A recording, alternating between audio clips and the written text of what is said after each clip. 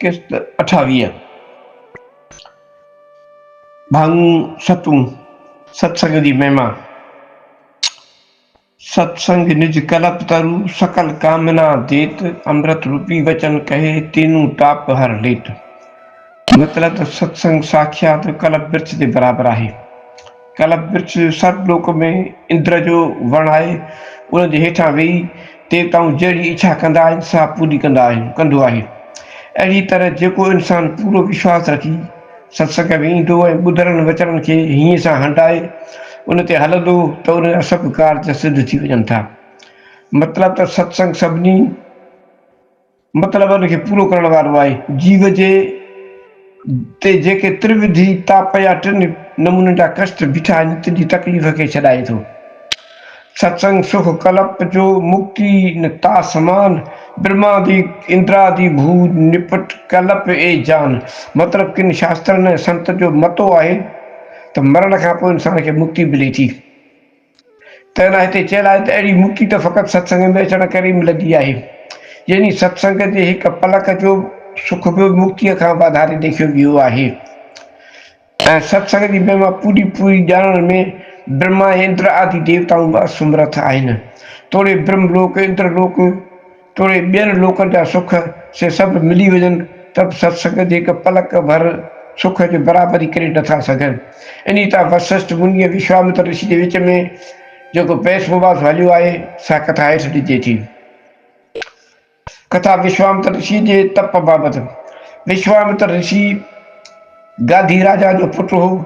पिता जे मरण खां पोइ हीउ गादी ते वेठो, तमामु धर्मात्मा नीति वारो हो ऐं पंहिंजो राज तमामु धर्म नीति सां हलाईंदो हो। हिकु ॾींहुं शास्त्र पढ़ंदे कंहिं हंधि ब्रह्मवेता महात्मा बाबति तमामु घणी वाखाण हिनखे ॾिसण में आई ऐं हर हर ईअं ई चवणु लॻो त ब्रह्म तत्व जे बराबरी करण वारी ॿी का बि शइ दुनिया में कान्हे। ऐं दिलि में चवणु लॻो त जॾहिं मां एॾो वॾो राजा आहियां या ॿिया केतिरा ई तमामु नालेरा राजाऊं गुज़री विया आहिनि, पर इन ब्रह्मवेता लफ़्ज़ जे बराबरि कंहिंजी बि वाखाण कान्हे। ऐं चवणु लॻो त जेकॾहिं दुनिया में वॾाई आहे त इन ब्रह्मवेताउनि जी आहे। उन्हनि में अहिड़ो कहिड़ो गुण आहे जो उन्हनि जी बराबरी कंहिंखे बि न ॾिनी वई आहे। ऐं वीचार करणु लॻो त मां इहो दर्जो कीअं हथु करियां। इहो ख़्यालु करे हिकिड़े ॾींहुं राति जो जीअं हथियार पवार ॿधा पिया हुअसि ते निकिरी कंहिं अघोर वन में तपस्या करणु लॻो। पहिरीं कुझु वक़्तु ख़ाली जल पीअंदो हो, थोरे वक़्त खां पोइ जल पीअण छॾे ॾिनई ऐं फ़क़ति हवा ते गुज़ारणु लॻो। अहिड़ी तरह तप कंदे कंदे 60,000 वरे गुज़री वियुसि। तॾहिं इंद्र जो आसन ॾकणु लॻो। इहो हाल ॾिसी इंद्र डिॼी विष्णु भॻवान वटि वियो ऐं चवणु लॻो त महाराज, मृत्यु लोक में कोई कठिन तप करे रहियो आहे, सो शायदि मुंहिंजो आसन न फुरे हुजे। तॾहिं विष्णु भॻवानु ब्रह्मा ऐं शिव जी आदिअ खे आसमान लाइ मोकिलियो त तमामु घणो अची सम्झायसि पर न मञई। जॾहिं देवता ॾिठो थी कंहिं तरह उथंदो कोन, तॾहिं ख़ुशि थी वरनाऊं त घुर जेकी घुरणु हुई। तंहिं ते ऋषि विश्वामित्र चयो त जेकॾहिं तव्हीं मूं ते राज़ी थिया आहियो त मूंखे ब्रह्म ऋषि जो लक़ब ॾियो।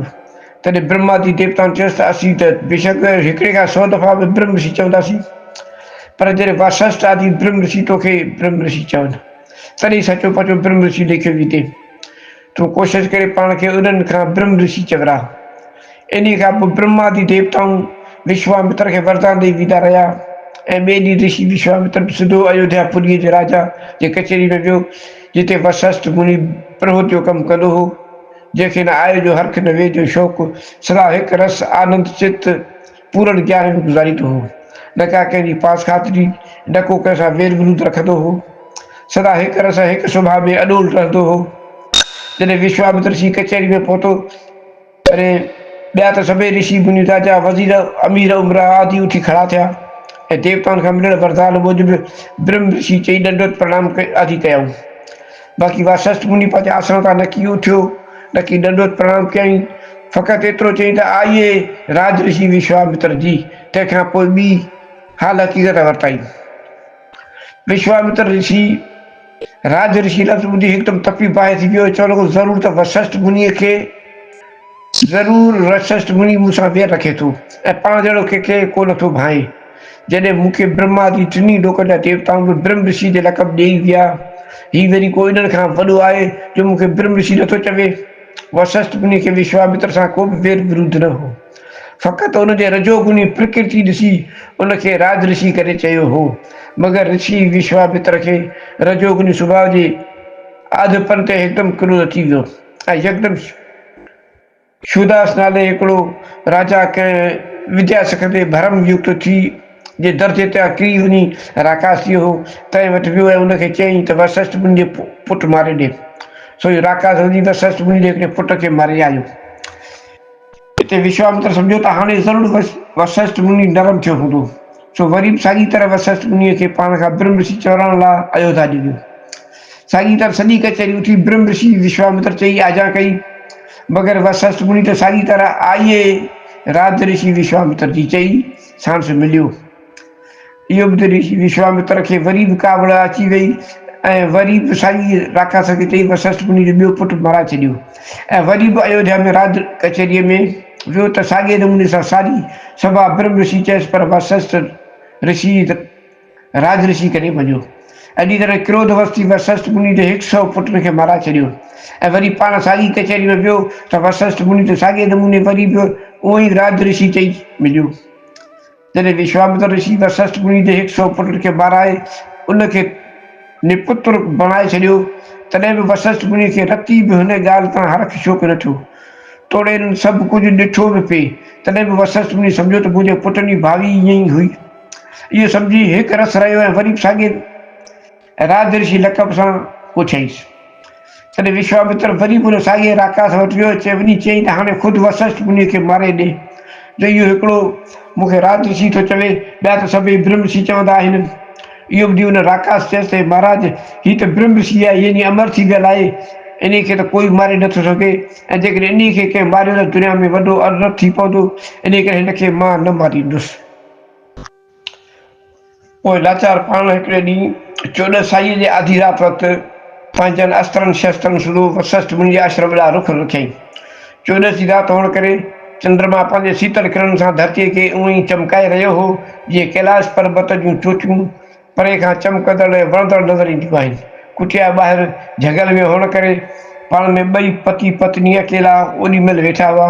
अरुंधती चयसि प्राणनाथ ॾिसो अॼु राति कहिड़ी न वणंदड़ नज़र अची रही आहे ऐं हिन चंद्रमा अहिड़ो कहिड़ो तप कयो आहे जो सारी सृष्टि में ईअं प्रकाशमान थी रहियो आहे ऐं हिन समय में ॿियो को बि अहिड़ो तपस्वी आहे जंहिंजो प्रकाश चंद्रमा वांगुरु चमके रहियो हुजे। त हिते वशिष्ठ महाराज चयसि अर्धांगिनी हिन वक़्तु अहिड़ो तपस्वी ॿियो त कोन थो सुझे। बाक़ी ऋषि विश्वामित्र पंहिंजे तप जे बल करे 3 लोकनि में विख्यात आहे। उन्हनि जी इहा गुफ़्तगू ऋषि विश्वामित्र लिखी पिए ॿुधी ऐं वशिष्ठ मुनि जे मुखालत मां जॾहिं पर पुठ पंहिंजी वाखाण ॿुधाई तॾहिं ॾाढो पछताइण लॻो, दिलि में चवणु लॻो त मूं जहिड़ो ॿियो अभागी केरु हूंदो जो उहो ई ख्वाम खां अहिड़े ब्रह्म ऋषिअ जे 100 पुटनि खे माराए छॾियो। ऐं हींअर जेकॾहिं इहे लफ़्ज़ मुंहिंजे कननि ते न पवनि हा त जेकर आउं वॾो अनर्थ करे विया हा ऐं अहिड़े मां उगर पाप खां कॾहिं बि कीन छुटा हा।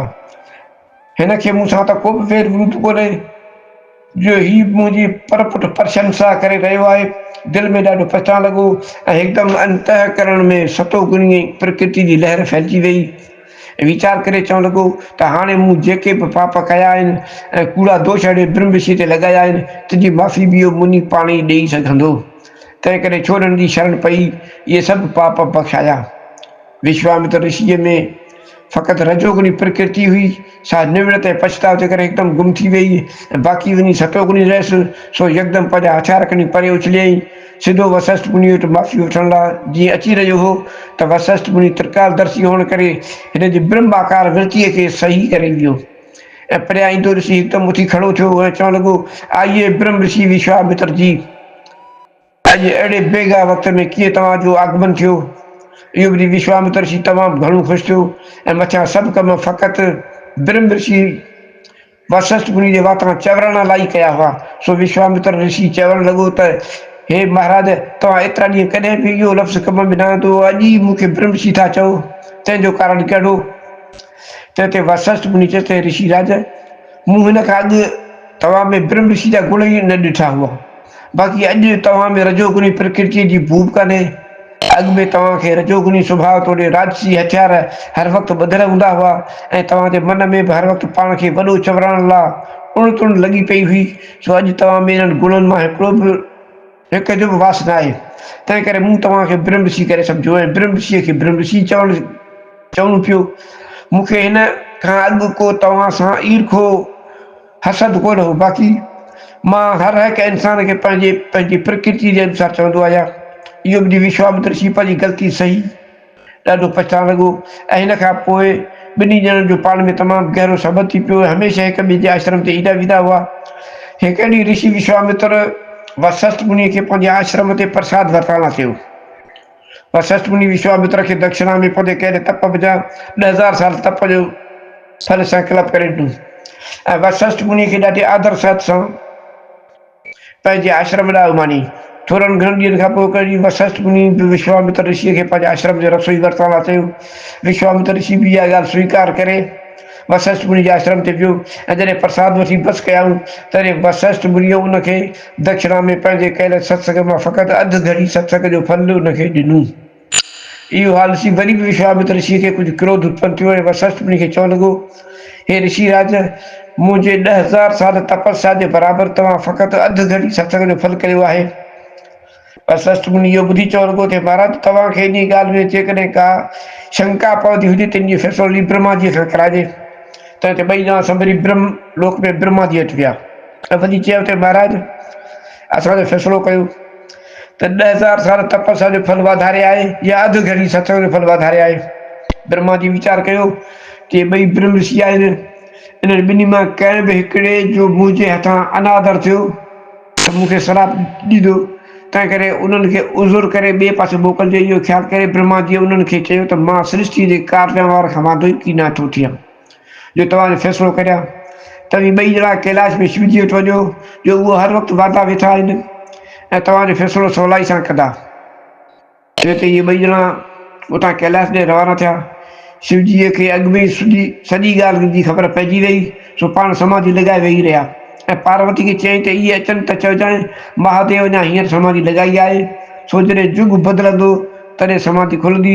इन करे चइजांइ त तव्हीं विष्णु भॻवान वटि वञो। जॾहिं इहे कैलाश पहुता वञी ॾिठा त शिवजी आहे ई कोन, फ़क़ति अकेली गिरजा वेठी आहे। तंहिंखां सारीअ कीअं त पुछऊं, माता ॿुधायोसि शिवजी महाराज हींअर समाधि लॻाई आहे, तिन जे उथर में तमामु घणो वक़्तु आहे, तव्हीं वैकुंठ वञी विष्णु भॻवान खां फ़ैसिलो करायो। तंहिंखां पोइ उन्हनि सिधो खीर समुंड ॾांहुं रुख कयो ऐं यकदमि वञी वैकुंठ पहुता। विष्णु भॻवान खे सॼी हक़ीक़त ॿुधायूं त हे प्रभु, असीं इन ॻाल्हि ते फ़ैसिले करण लाइ आया आहियूं त 10,000 वजे तप जो फल वाधारे आहे या अधु घड़ी सत्संग जो फल। असीं ब्रह्मा जी ऐं शिव जी वटां बि घुमी फिरी हाणे तव्हां वटि आया आहियूं। हाणे तव्हां महिरबानी करे इन ई असांजे सुवाल जो जवाबु ॾियो।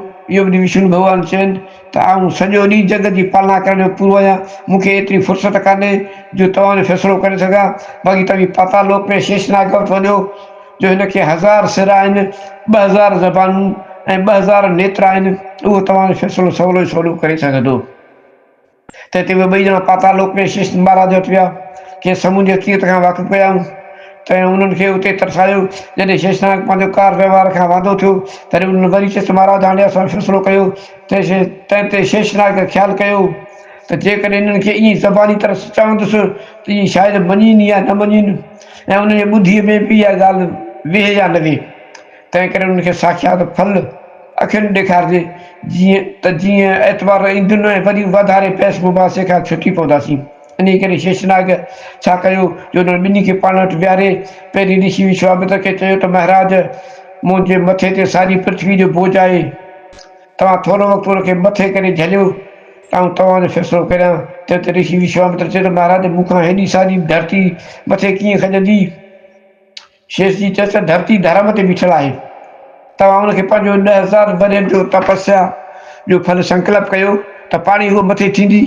तंहिं ते विश्वामित्र ऋषि अंचली में पाणी विझी हिकदमि संकल्प भरे चवणु लॻो, हे धरती माता, मां पंहिंजे कयल तप मां 10,000 साल तप जो फल तोखे ॾियां थो, तूं थोरो वक़्तु शेषनाग जे सिर तां मथे थी बीह त असांजो फ़ैसिलो करे। इहो बि धरती माता थोरो मथे खॼी हिकदमि वापसि आई वेही रही। तंहिंखां पोइ शेषनाग वशिष्ठ मुनि खे चयो त महाराज, हाणे तव्हां पंहिंजे अधु घड़ी सत्संग जो फल संकल्प करे धरतीअ खे ॾियो, पोइ ॾिसो त कंहिंजे फल ॾियण करे धरती मथे थी खॼे। इहो बि वशिष्ठ मुनि हथ में जल झले संकल्प भरे चवणु लॻो, हे माता, तूं थोरो वक़्तु शेषनाग जे सिर तां मथे थी त शेषनाग जी असांजो फ़ैसिलो करे ऐं आउं हिन जे एवज़ में तोखे पंहिंजे सत ऐं प्रेम सां कयल सत्संग जी अधु घड़ी जो फल ॾियां थो। इहो ॿुधी धरती हिकदमि शेषनाग जे सिर खां तमामु आधार मथे वञी बीठी ऐं पंहिंजो समूह पूरो करे वरी साॻी मर्यादा में आई। तंहिंखां पोइ विश्वामित्र ऋषि वरी बि चवणु लॻो, हे महाराज, हाणे असांजो फ़ैसिलो जल्दी करियो। इहो ॿुधी शेषनाग चयसि त महाराज, तव्हांजो फ़ैसिलो त कॾहिं खां थी वियो आहे। छाकाणि जो तव्हांजे तपस्या जो फल ॾियण करे धरती फ़क़ति थोरो लुॾी ऐं वरी थिरची बीह रही। ऐं वशिष्ठ मुनि जे अधु घड़ी सत्संग जो फल ॾियण करे धरती तमामु घणो मथे बीह रही। उन करे तपस्या खां सत्संग जो फल अनंत गुण वाधारे आहे। इहो प्रत्यक्ष अखियुनि सां ॾिसी ऋषि विश्वामित्र खे यथार्थ ज्ञान पैदा थियो त बराबरि सत्संग जी बराबरी करण वारो ॿियो को बि कर्म न आहे। जीअं संतनि चयो आहे, दया आदि जे कर्म सभु, जप तप संयम दान, जो प्रापत इन सभिनि ते सो सत्संग प्रमाण। मतिलबु ॿिया जेके बि शुभ कर्म आहिनि, तिन जे करण सां जेको फल मिले थो सो सत्संग में सहजी मिली वञे थो। ऐं सत्संग जो फल जिन सभिनी कर्मनि जे फल खां वाधारे लेखियो वियो आहे। तंहिं लाइ इहो मथियो प्रमाण ई काफ़ी आहे। मतिलबु त सत्संग कॾहिं बि निष्फल न वञिणो आहे। तंहिं लाइ हेठि हिकु दृष्टांत ॾिजे थो।